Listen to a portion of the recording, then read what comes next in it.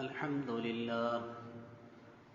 لله نحمده ونستعينه ونستغفره ونؤمن به ونتوكل عليه ونعوذ بالله من شرور أنفسنا ومن سيئات أعمالنا من يهده الله فلا مضل له ومن يضلله فلا هادي له ونشهد أن لا إله إلا الله وحده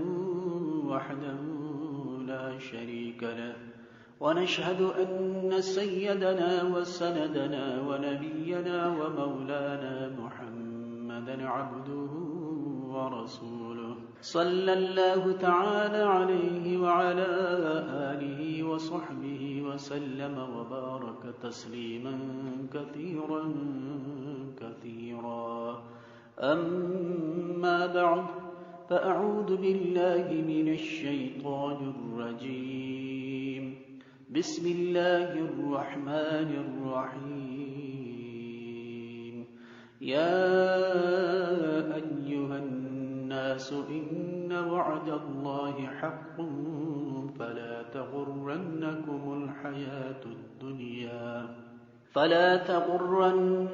الحياة الدنيا ولا يغرنكم بالله الغرور وقال النبي صلى الله عليه وسلم حب الدنيا رأس كل خطيئة أو كما قال النبي صلى الله عليه وسلم صدق الله العظيم وصدق رسوله النبي الكريم ونحن على ذلك من الشاهدين والشاكرين والحمد لله رب العالمين.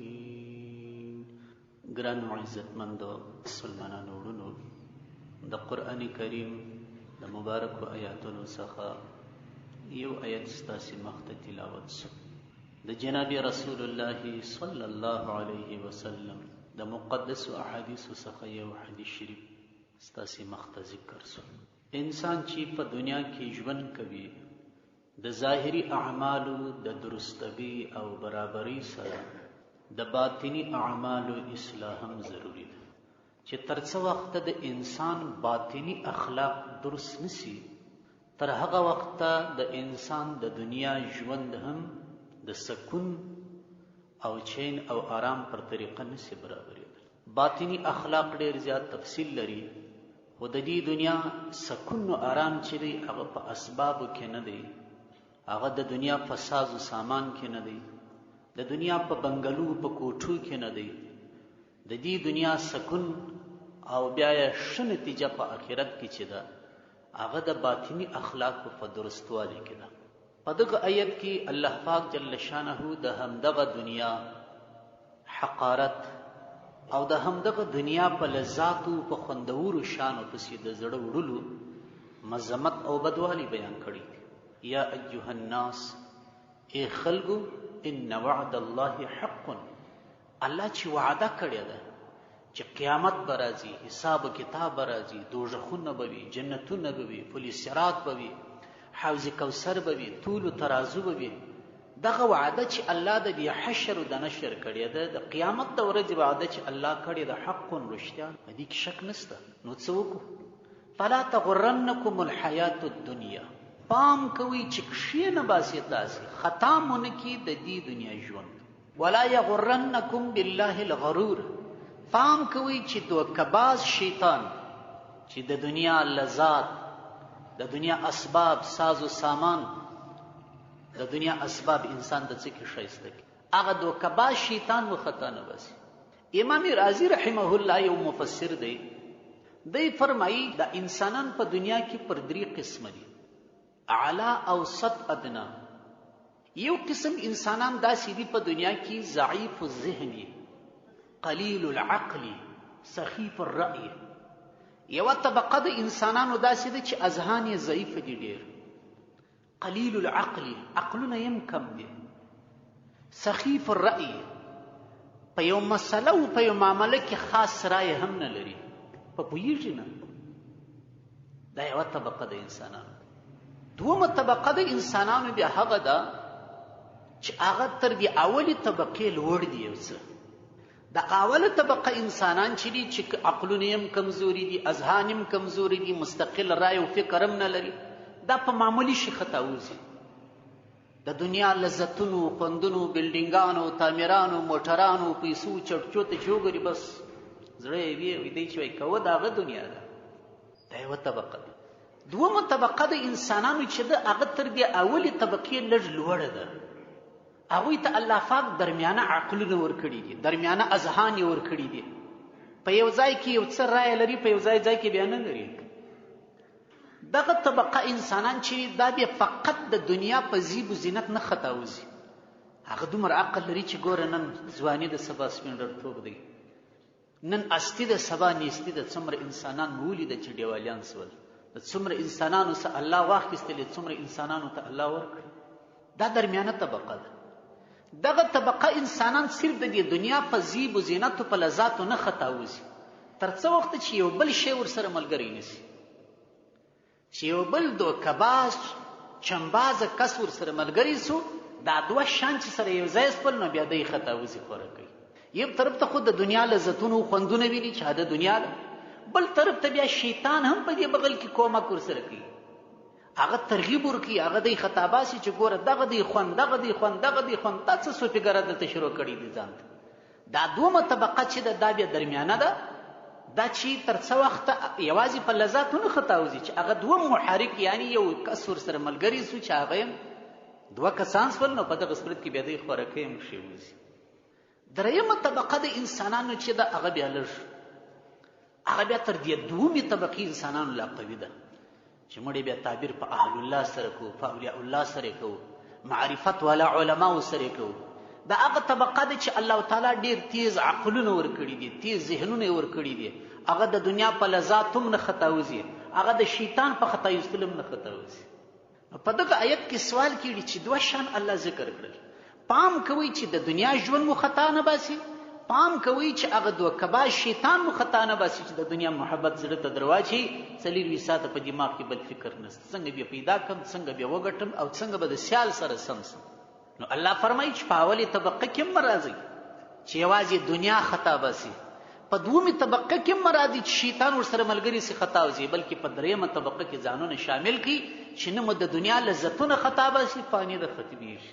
تاسې په دنیا کې تر ټولو لوی پروفیسر نن وښایست، تر ټولو لوی ساینس پوه وښایست، تر ټولو لوی پاچا وښایست، هغه سپر طاقتونه چې تاسې بولي د هغوی څه پوښتنه وکړي چې ژوند څنګه دی. په یو مجله کې یو وخت بیان راغی د امریکا تر ټولو لوی تجار او سرمایه‌دار سړي دغه بیان ورکړی و. 500 کالو ته عمر ورسېدی، زه اوس تر ټولو پریشان یم.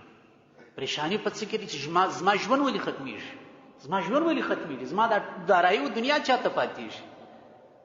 اوس که چیرې د اسلام عقیده درلودې هغه ته بیا دا فکر نشته، خلاص مسلمان ته بیا دا فکر نشته، ځکه مسلمان دغه عقیده د قرآن او حدیث په رڼا کې خپل کړې ده چې ابدي کور دا نه دی، دا یو څو ورځې مېلمستیا ده، ختم. نو تاسې په اعلی درجه کې راسئ. یا ایها الناس ان وعد الله حق. ای خلکو د الله وعده چې ستاسې سره کړې ده چې یو ابدي کور سته، دا نه دی یوازې، هغه رښتیا ده. فلا تغرنکم الحیات الدنیا. دا د دې دنیا لذتونه، خوندونه، شهوات، خواهش پرستی، دا مو داسې نه چې خطا باسي. حدیث شریف کې راځي حب دنیا رأس کل خطیئه. که چیرې انسان لږ غور و فکر وکړي، د هرې ګناه او معصیت سر چې دی هغه د دنیا محبت دی. غل تاسې وګورئ، غلا کوي، موټر د خلکو ساخلي، موټرسکل د خلکو ساخلي، نغدي د خلکو ساخلي، لارې نیسي، خلک وژني وشکوي. د دې شاته چې وګورئ وجه چې شته، ولې غل دا کار کوي؟ علما فرمایي چې د دنیا لذت ته دی دا کار کوي، چې پیسې پیدا کم، په دا پیسو ځان آباد کم په دنیا کې، خو د دنیا محبت څه کنس. شرابي شراب چې شي، د شرابو شاتم د دنیا محبت دی، ځکه چې دی غواړي لذت خوندونه واخلي، او لذت خوندونه خو د دې دنیا دي. نو د فحشا او د زنا شاتم العیاذ بالله د دنیا محبت دی. که چیرې د زړه د دنیا سفرې وي، نو بیا د چا د دې دنیا د لذت د خوندو سره څه ده؟ نو حب دنیا رأس کل خطیئه. د دنیا محبت چې دی هغه د هرې ګناه بیخ، د هرې ګناه اصل او جړ دی. نو ځکه علما دلته باطینی اخلاق را مخته کوي. باطینی اخلاق یو خلق یا یو صفت چې په باطنی اخلاقو کې راځي هغه زهد دی چې تاسې زهد په ځان کې پیدا کړي. حسان ابن ابي ثابت رحمت الله علیه فرمای ما رأیت شیئا اهون من الورع. په دې دنیا کې د انسان زړه ته چې سکون ورکوي تر ټولو ښه سکون ورکوونکی شی چې هغه ورع او تقوا ده. چې حرام خو نه کوم چې نه کوم، مشتبه او شکمنې معاملې لا نه کوم. که چا ورع او تقوا کول د هغه زړه به تر ټولو سکون وي، تر ټولو به ارام وي.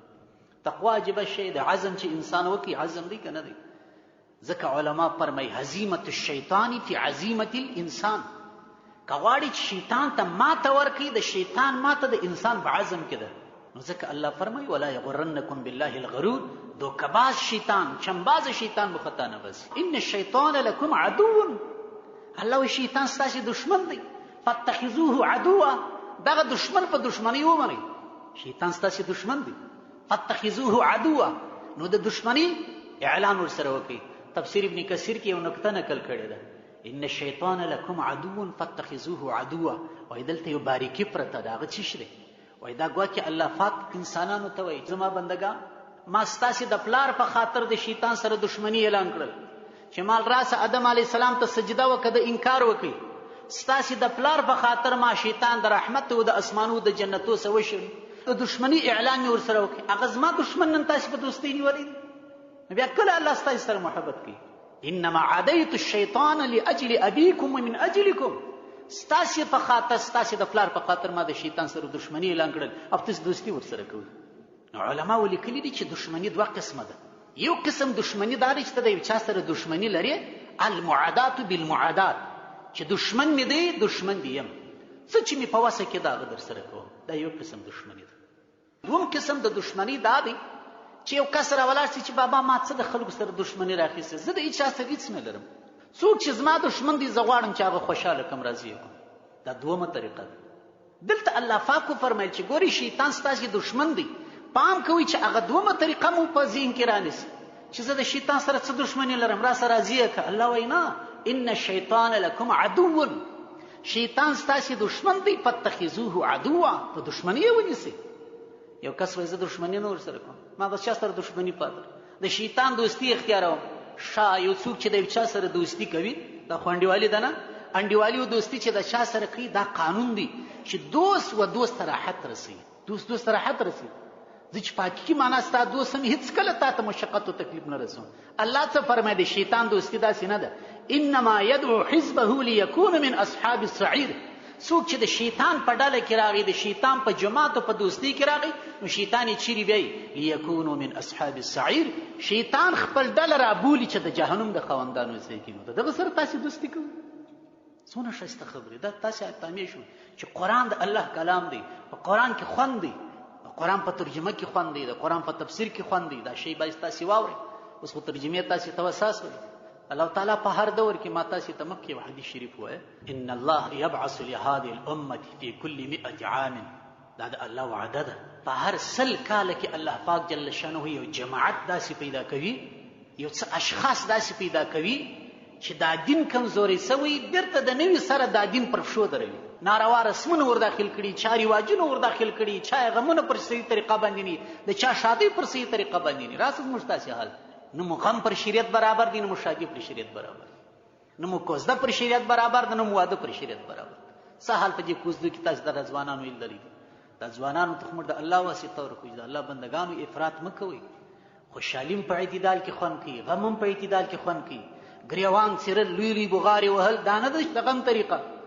او دا بیروبار جوړول په وادو په کوزده کې نو ټکان سي وامیلونې سي، دا څه بلاوي دي چې پاشي. انما یدعو حزبه. د شیطان عادت چې خپل ډله شیطان راټولي لیکونو من اصحاب السعیر چې جهنم ته یې بوسي. نو دا مې څه درته وویل؟ زهد. زهد یو باطني صفت دی په انسان کې. زهد څه ته وایي؟ یو پلا خو به موږ زهد وپېژنو. د زهد تفسیر یا تعریف علماو دغه کړي دي چې د انسان زړه د دنیا سره پریسي، انسان د دنیا سره د بیرغبتۍ اظهار وکړي. اوس مشکل بیرته دا جوړ دی چې موږ دنیا څنګه سره پریسو. خوراک مو د دنیا سره تړلی دی، چشک مو د دنیا سره تړلی دی، وسایل مو د دنیا سره تړلی دي، لباس مو د دنیا سره تړلی دی، کور ځای مو د دنیا سره تړلی. څنګه د دنیا سره موږ زړه پرې کړو؟ دا اوس امکان لري چې یو څوک دی په دنیا کې ژوند کوي او د دنیا محبت په زړه کې نه الله دې چې زما خوراک چې شک لباس ژوند زندگی ګرځي دنیا سره. دلته علما نکته بیانوي د انبیاء علیهم السلام وارثین چې دنیا ته راځي هغه دغه کار د فار راځي چې هغه تاسو په دغه پوکي چې ګوري په دنیا کې به ژوند هم کوي او د دنیا محبت بم زړه ته نه اچوي. خوراک کوم چې شک کوم اولاد لرم وسایل لرم موټر لرم سرای لرم دکانداری لرم ارڅ لرم د دې باوجود به د دنیا محبت زړه ته نه اچوي. مفتی شفیع صاحب رحمه الله د حضرت مجذوب رحمه الله چې د هندستان یو قدیم مجذوب شاعر تیر شوی دی د به همیش وای دا شعر وای د دې په اقوال او اشعار کې قسم تاثیر دي. مفهوم یې څه دی؟ وای په دنیا کې هم خو د دنیا طلبګون کې نه دنیا کې هم اوسم او بازار کې تیریږم لیکن خریدار نه په بازار کې تیریږم شي نه رانیسم. د هغه نقطه چې د انبیاء علیهم السلام وارثینو مشترک شولې ده چې په دنیا کې به اوسې ژوند زندگی به مې خو محبت بدلته نه چوي. مخکم دا خبره تاسو ته تیر شوی د انسان زړه او د انسان د زړه غالب الله داسې جوړ کړی دی چې یو محبت پکې ځای د دې جوړ داسې دی دوه محبتونه نه ځای هر محبت چې ور داخل سو ابل لاړی. حدیث شریف کې راځي نبی کریم علیه السلام فرمای لو كنت متخذا خلیلا لاتخذت ابا بکر خلیلا. نبی کریم علیه السلام فرمای کچیر یو څوک ما په دنیا کې دوست جوړوالي چې دغه نو زما هغه د زړه دوستي چې په زړه کې ځای نیولې دي ابو بکر صدیق رضی الله عنه به ما دوست جوړ کړی وي. لیکن بیا هم ابو بکر صدیق رضی الله عنه هغه دوست نه دی جوړ کړی چې وزړه ته وداخل شوی. عجیب غوچ تعلق په ټول صحابه کرام رضی الله تعالی عنهم د حضرت ابو بکر صدیق رضی الله عنه تعلق د نبی کریم علیه السلام سره په هغه اندازه و چې د هیڅ صحابي نه و. د رسول الله سره هم ام المؤمنین حضرت عائشه رضی الله عنها چې په ټولو بیبیانو کې تر ټولو ستره عالمه و د ټوله دین درېیم حصه احادیث دی نقل کړي دي دا د حضرت ابو بکر صدیق صاحب لور و. لیکن د دې باوجود نبی کریم علیه السلام فرمایي کما په دنیا کې یو څوک دوست جوړولی لاتخذت ابا بکر خلیلا ما به ابو بکر صدیق صاحب خلیل جوړ کړی ولکن خلة الاسلام افضل زما او د تعلق د اسلام تعلق دی. نو دا زړه الله داسې جوړ کړ چې یو محبت دی. دلته مولانا روم رحمت الله علیه په مثنوي شریف کې د دې مثال ورکړی دی. امثال چې دی ډېر ژر سړی په مثال پوهېږي او خصوصا په آخر کې د زمانې چې زموږ تاسې اذهان ډېر کمزوري سول بعضې شان بې مثاله نه فهمیږي. وتلک الامثال نضربها للناس لعلهم یتفکرون. الله په قرآن کې فرمایي که چیرې دا قرآن موږ راخیستی وای لو انزلنا هذا القرآن على جبل دا قرآن دونه ثقیل دونه دروند او مشرفه کلام دی که چیرې موږ پر غره باندې نازل کړی وای لرأیته خاشعا متصدعا غر به دړې وړې سوی وي عجزه سوی به وای من خشیت الله د الله د بیریس. دا دونه مبارک کلام دی. وتلک الامثال نضربها الله وای موږ چې په قرآن کې دا مثالونه بیانو دا د دې دپاره چې خلک پوه سي فکر وکړي په معامله کې. نو مولانا روم رحمت الله علیه په مثنوي شریف کې په یو شعر کې دا مفهوم موږ ته بیان کړی دی. آب اندر زیری کشتی پشتی است آب در کشتی هلاک کشتی است. څونه ښایسته مثال دی. دی فرمایي د انسان مثال د کشتی دی او د دنیا مثال چې هغه څه دی د اوبو دی. کشتی پر اوبو روانه ده هر څوک په دې مثال پوهېږي. اوبه تر کشتۍ لاندې دي یو چپه طرف ته اوبه دي رسته طرف ته اوبه دي مخ ته اوبه دي شا ته اوبه دي لاندې اوبه دي. تر څو وخت چې اوبه تر کشتۍ لاندې وي او د کشتۍ 15 طرفه راګرځېدلي دغه اوبه دا کشتۍ خپل منزل ته رسوي. لیکن تاسې به لیدلي که چیرې کشتۍ دغه حالت ته ورسېدې چې اوبه ور داخلې سوې سپری وکړي د هغه د دې کشتۍ هلاکت سو چې نور دغه کشتۍ ډوبېږي. دغسې د انسان ژوند دی. که انسان په دنیا کې داسې ژوند کوي چې شاته مخته رسته طرف چپه طرف لاندې لوړ چی شو دنیا وه خو بس دا دنیا د انسان د کامیابۍ ذریعه ده. لیکن کله چې دا دنیا راله زړه ته داخل سول بس دغه دنیا انسان څه کوي ختم یې کوي. اوس نو دا په چا پوهېږي چې زړه ته څنګه داخلېږي. د دنیا محبت چې زړه ته داخل سو د دې علامې دا دي چې 4 ساعته انسان بس دغه فکر لري څنګه سرای به جوړ کم څنګه تعمیر به جوړ کم څنګه دکان به پیدا کم څنګه ملازمت به پیدا کم یو څنګه مزدوري به پیدا کم چې په لکاو په زرا وای دا څه شي. دا 4 ساعته د دنیا د فکرونو سره اخته دغه د دنیا محبت خپل پوسه چې ولا ز په ثابت. حدیث شریف کې راځي نبی کریم علیه السلام فرمای اللهم اجعل همتي وهواي فيما تحب وترضى. دا دعا کړې د نبی کریم علیه السلام اے الله د زما همت او خواهشات په هغه څه کې تر وګرځي چې ستا خوښ وي. دنیا الله نه د خوښه کړي. اللهم اجعل وساوس قلبي خشيتك وذكرك. الهي زما د زړه وسوسې ستا بیره وګرځي.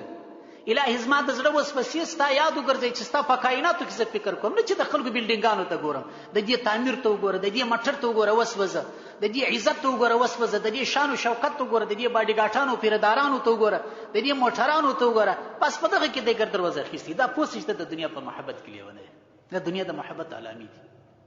نو دغه شی دی اصل چې علما فرمایي چې دنیا ضروری ده. د ضرورت مطلب دا نه دی چې محبت زړه ته واچو، محبت د باندې لیکن ژوند کوه. اوس نو بیرته بیا دومره خبره ده چې دغه ځای باندې موږ نه پوهیږو چې ضروری ده د ژوند جز دی او تایلدي محبت په زړه کې نه، په دغه ځای موږ نه پوهیږو. تایلدي چې شی ضروری وي په دنیا کې اهمیت دیم ولري او بیا د محبت په زړه کې نه وای وکي بابا ډیر شانس ده. دا چې ضروری شان په دنیا کې ستا چې ډیر اهمیت لري، لیکن د دې باوجود د خلکو په زړونو کې محبت نشته. زموږ بزرګانی مثال په تشناب ورکوي. واري بعضی خبرې چې بزرګانو بیان کړي دي موږ نشو بیشو. یو کس را ولاړی یو شپ سرای جوړوي، شایسته تعمیر جوړي، لیکن په دا ټوله تعمیر کې یو تشناب یو بیت الخلا نه جوړي. ښه تعمیر جوړ کې 4-5 منزله تعمیر دی، لیکن په ټول تعمیر کې تشناب نشته، ډیر دی بیت الخلا او کناراب نشته. و چې یو سړی راسي وګوري هغه دا څنګه تعمیر دی ولا ښه جوړ شیر دی تشناب ولا تشناب هم نه دی ورکړي، هغه وای دا ناقص دی. بیت الخلا او تشناب د هر سرای د لپاره ضروری ده، د هر سرای د لپاره ضروری شی دی او د ژوند جز ګرځیدلی دی. لیکن د دې باوجود تاسو د یو چا څخه پوښتنه وکړي چې آیا 4 ساعته ستا په ذهن کې دا خبره سته چې زه به تشناب ته څنګه ورځم، پر څه وخت به ورځم او څونه به هلته کښېنم، بیا به څنګه راوځم؟ آیا د یو چا په ذهن کې دا شی سته؟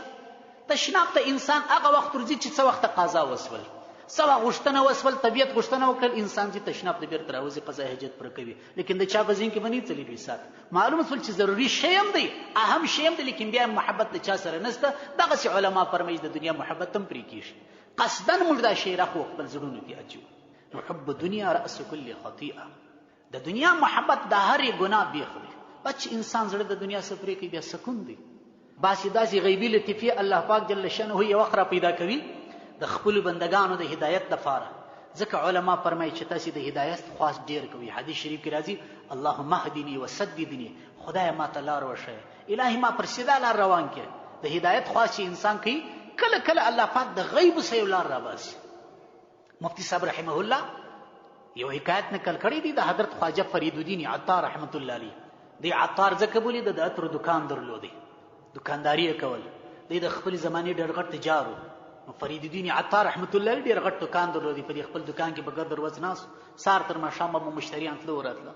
شیشې پرتې په خوا زمانه کې عطرونه په شو کې ولکوسم په شو کې. په دکان کې ناس دی یو مجذوب راغی، یو ملنګ راغی.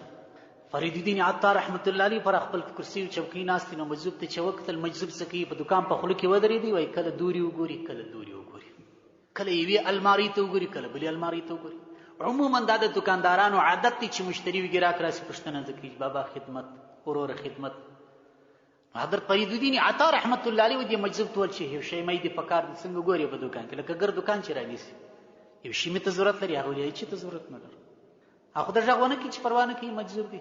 بیا یو غړي وی شش کې ته ګوري بیا بلې شی ته ګوري، خو اخر ته ځینې په عذاب اخر ورته چې ته دلته څه کوي چې ولاړې نه سودا کوي نه شی رانیسي مخ خلاک مخ دی نیولې دي.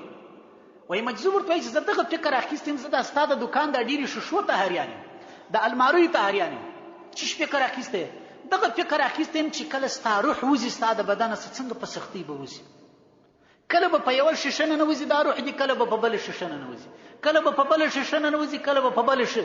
ستا روح تر هغه وخت ستا د بدن وته نه چې په داګر دي ششو کې داخل نشي بیرته راونه وځي. فرید الدین عطار رحمت الله علیه ډیر غټ تجار ونشکاره خبر د غټ سرمایدار سړی ته بیا داس خبره کول هغه د ځان توهین بولی. هغه ورته چې زه ورکسه زما روح به الله داسې باسي لکه ستا روح چې باسي، زمې انسان یم ته انسان یې. هغه ول نه زما استاد روح ډیر فرق دی، زه دا شیشي وا الماری و د عطرونه زنه لرم، زما روح ډیر وساوځي. هغه ول زه ورکسه ستا روح هم داسې په سختي وځي ول نه وځي. ول ورته ګوره د دکان مخ ته پریوته ساری قبله د کې بشیا خاطه کړی د ټول اوره اقول سیدا بل اشهد ان لا اله الا الله واشهد ان محمد رسول الله روح پرواز وکړي. فرید الدین عطار رحمت الله ورخطا دا څنګه وسوي سړی مرسو په ډاکټرانو او طبيبانو کې د روح پرواز وکړي. اقول دغه د زما روح بس دا غي ورځ چې پر زړه باندې دا نقطه ولګیدل چې واقعیت موږ پر بل تر روان یو. کاروبار پاتې سود الله په لار کې وتی نه دي د اولیاء الله په فهرست کې چې تذکرة الاولیاء کتاب تاسو وګورئ د شیخ فرید الدین عطار رحمت الله علیه مناقب جلال ځان ته د زمانه څنګه سړی جوړ الله یجتبی الیه من یشاء. ځینې وختونه د انسانانو د هدایت لپاره الله تعالی غیبی لطیفه پیدا کوي. نو دا مجذوب په قصه کې زموږ ته عبرت شته. علما ولیکلي د موږ ته دا مطلب نه دی چې زموږ دکانداري پریږدو کاروبارونه پریږدو راوځي د الله په لار کې. وجه څه ده چې زموږ ظروف کم دي، زموږ ظرفیت ډېر کمزوري دی، موږ دا کار نشو کوي. خو کوم عبرت چې د دې قصې څخه اخیستل کیږي، کوم سبق ځینې اخیستل کیږي، هغه داري د زړه سره د دنیا محبت ووسي. ځکه د حضرت جنید بغدادي رحمت الله علیه چا پوښتنه وکړه چې ژوند د زندګۍ څنګه ده، هغه ډېر خوشاله یم. هغه بابا تا څنګه خوشاله یې؟ عراق زیر زبر سو د تورو د نیزو تر سکوتي توازه خوشاله یم. نو مسله بل ده، تلوار مه کوه. زه ځکه خوشاله یم چې ما خپل رضا د الله په رضا کې ورکړې ده. زما د دنیا سره څه چې الله وایي غم زوم غم، چې الله وایي شادي زوم شادي، چې الله وایي باران زوم باران. الله نظام دی کې چپه چلی کې رسته چې دام د الله خدای ده. د ګرمۍ په میاشت کې الله یخ درته پیدا کوي، دام د الله خدای دی چې په ژمي کې الله ګرمي درته پیدا کوي. دی کنه ده ابراهیم ابن ادهم رحمت الله علیه د علاقې پاچا دی. پاچا دا غیبی له طایفي چې راځي یو وخت یو چا ته راځي، یو عمل د الله په نیس قبول شوی، بیا د شی راځي پر دوم چت باندې ناست دی، والی صاحب دی. یو سړی ګوري چې په دوم چت کې ګرځي، یو دم ورخطا سو چې دا وګوره پیرداران لاندې خلک اپاچی په شاهي محل کې بیگانه سړی ګرځي. ژغې پر وګي دلته راسه ته څه کوې دلته چې ګرځې؟ هغه صاحب وش مې ورک دی. دا څه کوې ظالم؟ شاهي محل دوم منزل او وش مې ورک دی. وش که ته تلاش کوې خو په یو ځنګل و بیابانو په یو لیرې منطقې کې ګوره، دلته دا ځای وګوره وش وګوره. ولشه ولوکې ښه درته همداته لیونی که پر څه دی ورکه په داسې محلاتو کې اوښان پیدا کېدل مشکل دي. ای ابراهیم ابن ادهم واوره، په داسې محلاتو کې د الله پیدا کول مشکل دي. سړی ورک سو، پاچي پرېږدي چې مخ پر خپله خوا باندې. نو علما فرمایي دا کیسې عبرت دي. لقد كان في قصصهم عبرة لأولي الألباب. قرآن چې کوم حکایت د انبیاء علیهم السلام نقل کړي دا ټول د عبرت لپاره. دومره سبق خو موږ ته راکول کیږي چې دا 24 ساعته کم فکر چې ذهن ته داخل شوی دی دا ختم شي، پر خپل هغه څه چې الله ورکړي دي پر هغه باندې راضي شي. نن څونه د حالاتو سره خلک مختلف دي، څونه په عذاب دي، څونه په تکلیف دي، او که خپل ځان تقدیر ته وسپارو بیا مشکل نه پیدا کیږي. د دنیا محبت چې هغه د هرې ګناه بیخ دی. دنیا کې یو څه د الله پنیز عزت درلودی، حدیث شریف دی لو كانت الدنيا عند الله مثل بعوزه یا جناح بعوزه، کچيري دنیا د الله پنیز د غماش د وزر قدر درلودی لما سقا کافرا منها شربة ماء، کافر ته به یو غړپ په دنیا کې نه وای ورکړي. لیکن کافران تاسو یونی د نن سبا د دنیا ساز او سامان او اسباب او مادیات او لذات او خوندونه ټول الله کافرانو ته ورکړي دي. دشمنان هم دي د الله لیکن بیا هم ورکړي دي، ځکه الله وای دنیا زما پنیز قدر نه لري. نبی کریم علیه السلام صحابه کرامو ته هغه تربیه ورکړل. اولنی تربیه دا و چې د دنیا محبت په نبی کریم علیه السلام صحابه د زړونو سیستي.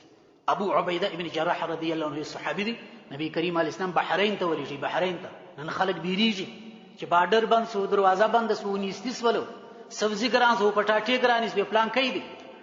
بحرین ته چې واستوي حضرت ابو عبیده ابن جراح رضی الله عنه د 10 مبشره صحابه وسدي. دا هغه صحابي دي چې رسول الله پر دې دنیا زیر ورکړي چې ابو عبیده ته جنتی دی. بحرین ته چې ولاړی د اخوای مالونه راوړل، عشر زکات صدقات هر څه چې ودای راوړل. سحر دی نبی کریم علیه السلام مانځه ته راووتی. د سحر لمونځ چې وکړي نبی کریم علیه السلام د لمانځه څخه چې را روان سو، د مدینې منورې انصاري صحابه کرام خبر سوي چې ابو عبیده ابن جراح رضی الله عنه د بحرین څخه مالونه راوړي دي. او دا د نبی کریم علیه السلام عادت و چې د هرې خوا څخه به مالونه رااله، نبی کریم علیه السلام به پر صحابه وویشل چې بس دا بیا سره تقسیم یې کړي. نبی کریم علیه السلام چې د سهار جماعت وکړي، د جماعت څخه چې را روان سو انصاري صحابه کرام داسې په ډله رااله. نبی کریم علیه السلام ته ودرېدل. نبی کریم علیه السلام خو پوه سو چې مطلب هغه دی چې مال راغلی دی، دنیا راغلی د موږ ته را تقسیم کا. نبی کریم علیه السلام پوښتنه وکړه چې آیا تاسې خبر سوي چې ابو عبیده ابن جراح د بحرین څخه مالونه راوړي دي؟ ولوکې یا رسول الله د دغه دپاره راغلی سو. ولوکې ګول هېڅ مشکل نشته، هغه مالونه چې ابو عبیده ابن جراح راوړي دي هغه به تاسې ته در تقسیم سي. خو یوه خبره واورئ، دا ستاسو حالت کیفیت دی چې زه ګورم دومره تنافس نه وي په کار د دنیا سره چې تاسې باقاعده په جمعیت را روان یاست، په ډله را روان یاست او تاسې د دنیا غوښتنه کوئ. فوالله ما الفقر اخشى علیکم، د الله په ذات مې قسم د نن څه وروسته زه نه بیرېږم چې بیا پر تاسې فقیري راشي. علماو لیکلي دي د دې امت یو فضیلت دا دی چې پر دې امت باندې عامه فقر و فاقه بیا نه راځي. پر دې امت چې څه فقر و فاقه راتله ټوله نبي کریم علیه السلام برداشت کړل. حضرت عایشه رضی الله عنها فرمایي چې په څو ورځو زموږ په دېګدان ینغري کې دود نه دی پورته شوی. نبی کریم علیه السلام ټول ژوند 2 وخته په ماړه نس ډوډۍ نه ده خوړلې. په میاشتو زموږ په دېګدان کې اور نه بلېدی. زموږ خوراک چې شوې سوداوین اوبه او خرما وه. په سعودي کې یا په حجاز کې خرما معمولي شی ده، لکه موږ ته چې شلومبي و ډوډۍ بولو. نبی کریم علیه السلام ورته وپوښتل فوالله ما الفقر اخشى علیکم، د الله په ذات مې قسم مې پر دې نه بیرېږم چې پر تاسو به فقر و فاقه راشي، اوربشینې او جوارینې به خورئ، پر دې نه بیرېږم. ځکه که پر تاسې فقر و فاقه هم راشي مشکل نشته، یو څه د دنیا تکلیف په آخرت خو مشکل نه رسېږي. لکن اخشى علیکم ان تبسط الدنیا علیکم، بیره پر دغه راته پیدا ده چې دنیا به ډېره شي، ساز و سامان و اسباب و مادیات د دنیا به پر تاسې ډېر شي. کما بسطت علی من کان قبلکم، لکه پر یهودو و نصاراو چې الله د دنیا د ساز و سامان پر اخره راوستل، داسې به پر دې امت هم دنیا ډېرېږي. ډېره نه ده بلا څه پکې، څونه اسباب منصب است. نو څه به پېښه شي فتهلککم کما اهلکتهم، داسې به تاسې د دنیا محبت په هلاکت کې واچوي لکه یهود و نصارا چې په هلاکت کې واچوي. معمولي خبره نه ده. نن دغه شګر د خلک تباه کړي دي که نه دي؟ ما تاسې ته واستعینوا بالصبر والصلاة کې 4 خامۍ در وښولې: شنبازي، دغابازي، مکر، قتل، خونریزي، دا ګرد د دنیا د محبت توجه کېږي. کبر، غرور، لویي، حق خبره نه منلم د دنیا د محبت توجه کېږي.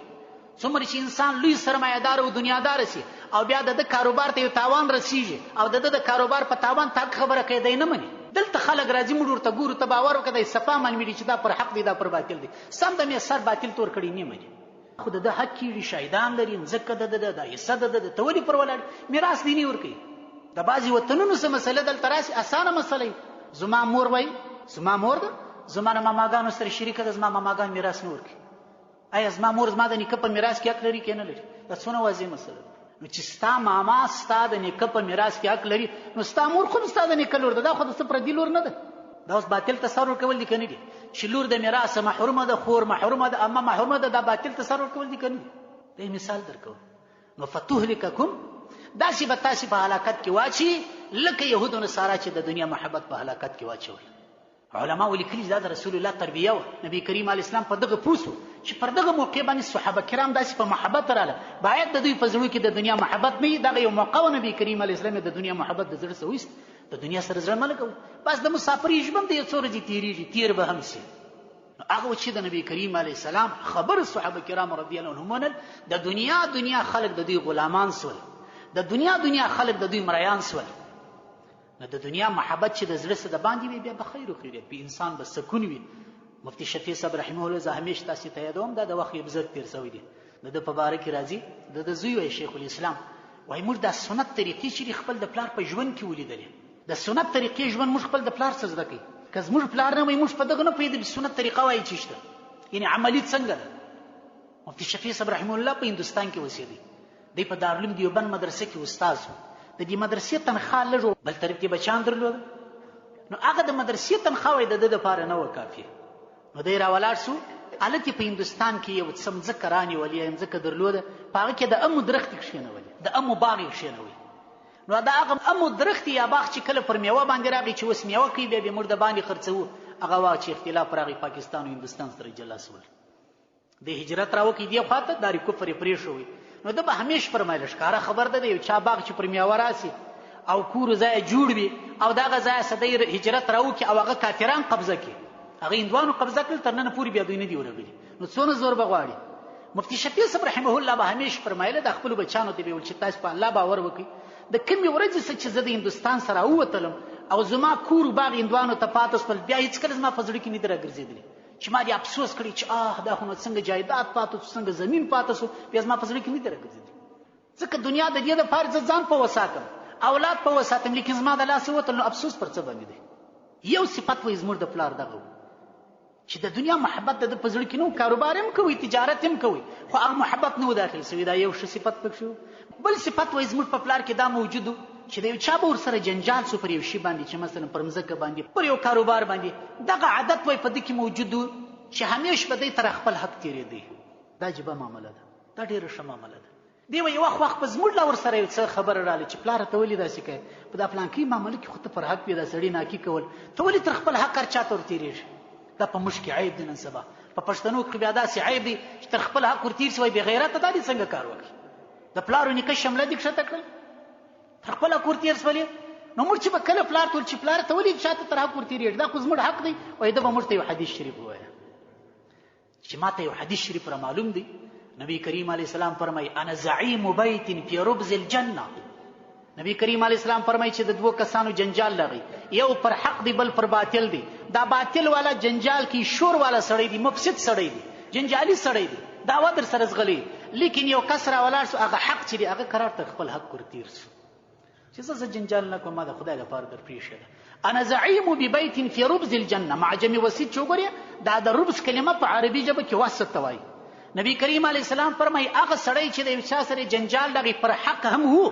بیا هم تر خپل حق ورتیر سو زه د داسې کس دپاره ضامن یم د جنت په مابینځ کې به زه دته یو سړی ورکوم نو ده به همیشه موږ ته وایي د جنت سړی خو ډېر ښایسته دی موږ تاسې یقین دی چې د الله رسول رښتیا وایي وما ینطق عن الهوا هغه د ځانه خبرې نه کوي ان هو الا وحی یوحى هغه چې هر څه وایي وحی وایي نو د جنت په مابینځ کې کور ښه شی دی که دغه یو معمولي شی جایداد یې ته ولاړ سي نو انا زعیم بیت زه ضامن یم د کور فی ربز الجنه د جنت په مابینځ کې لمن د هغه چا لپاره ترک المرا چې جنجال یې پرېښوی و ان کان محقا که څه هم دی څه پر حق باندې وي نو دا صفات په بزرګانو کې ما مخکې درته زهد دی که نه زهد ورع تقوا د زهد صفت چې په انسان کې راغی هغه بیا تر خپل حق هم در تېرېږي تر هر څه در تېرېږي د هغه بیا هر څه عمل د چا لپاره وي نو صحابه رضی الله عنهم هغه اشخاص و چې د دوی د زړونو څخه د دنیا محبت وتلی وسې ده دنیا وه لیکن دننه نه و زموږ تاسې دغه کیفیت دی په دنیا پسې زاره چاودل په قرآن پسې خو د چا زاره ونه چاودل اسلام چې اوس مظلوم دی د دنیا کافرانو ټولو اتحاد ورته کړی دی په هغه پسې د چا زاره ونه په دنیا پسې زاره چاودل دا یو حالت دی دا د دنیا محبت دی نو داسې مرګ بیا د افسوس هم دی ابو عبیده بن جراح رضی الله عنه دا د شام والی و شام په یو وخت کې 4 ملکه وه شام اردن فلسطین لبنان د دغه 4 ریاستونو مجموعې ته پخوا شام ویل کېدی لکه نن سبا چې د دې 4 عربي ممالکو ځان اردن ځان ته ملتي نن سبا لبنان ځان ته ملتي فلسطین ځان ته ملتي سوریه ځان ته ملتي ابو عبیده ابن جراح رضی الله عنه هغه صحابي دی چې دا 4 علاقې د فتح کړلې د کفارو سره د ونیولې نو امیر المؤمنین حضرت عمر فاروق رضی الله عنه دی وروالی کوي چې ابو عبیده ابن جراح ته د دې منطقې والیه نو یو حضرت امیر المؤمنین عمر ابن خطاب رضی الله عنه د مدینه منورې په هغه وخت کې دارالخلافه مدینه منوره وه امیر المؤمنین په مدینه منوره کې ناستو د مدینه منورې سره د ټولې نړۍ نظام چلوي کله کله به راووتي ولایتو ته بدلي نو شام په هغه زمانه کې ملک نو ولایت تو خالي او د دې 4 ریاستونو دولتونو مجموعه شام وه ابو عبیده ابن جراح صاحب والی دی د شام حضرت عمر فاروق رضی الله عنه په دوره باندې راغی نو شام یې کتي په هغه زمانه کې بیا په ټوله دنیا کې چې و په هغه موتیکو کې په هغه ساحه کې شام ډېر آباد کورونه دکانونه کاروبار ساز و اسباب د دنیا یعنی یو پرمختللې ساحه وه امیر المؤمنین چې تشریف راوړي نو یا ابو عبیده ابن جراح صاحب ته وویل چې دی والي و دغه منطقې چې زه خدای راله وګرځېدلم دلته خو دنیا پر بل ماډل روانه ده پر بل ترتیب دا څه حال دی دا څه اسباب دي نو والي صاحب زه ګورم ستا کور وګورم زه غواړم چې ستا کور م وګورم بیا د خپل دوره پای ته ورسوم وای ابو عبیده ابن جراح رضی الله عنه د هغسې طبعا ورته ویل مزاحا چې امیر المؤمنین زما کور مه ګوره امیر المؤمنین نور شکي سو زما کور مه ګوره که دې زما کور ولیدی تر اوښکو تېره به بل شی ونه وینې هغه ولې اوستې نور هم شکي کړم زه غواړم چې ستا محل هم ووینم چې والي صاحب د شام چیرې اوسېږي نو ابو عبیده ابن جراح صاحب د رهنما په توګه مخته سو امیر المؤمنین په پسې سو الله الله الله الله د شام تر بازار ووتل